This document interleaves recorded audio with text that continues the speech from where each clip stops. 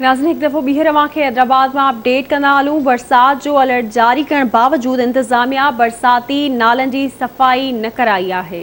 बिल्कुल नाज़रीन, नालन की सफ़ाई न थियण सबब हैदराबाद शहर में बरसाती पानी बीहण जो ख़दशो है, जॾहिं त इस्लामाबाद, फ़कीर जो पिड़, गौशाला जा नाला गंद कचरे से भरियल आहिनि। अपडेट कयूं पिया हैदराबाद में बरसात जो अलर्ट जारी करण बावजूद इंतज़ामिया बरसाती नालन की सफ़ाई न कराई है।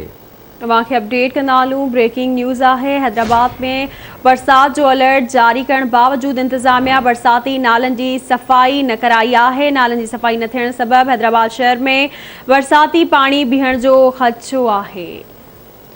इन जा तफ़सील मालूम कंदासीं। हैदराबाद में सीनियर रिपोर्टर इरफान बुघियो खां। इरफान, छा तफ़सील आहिनि?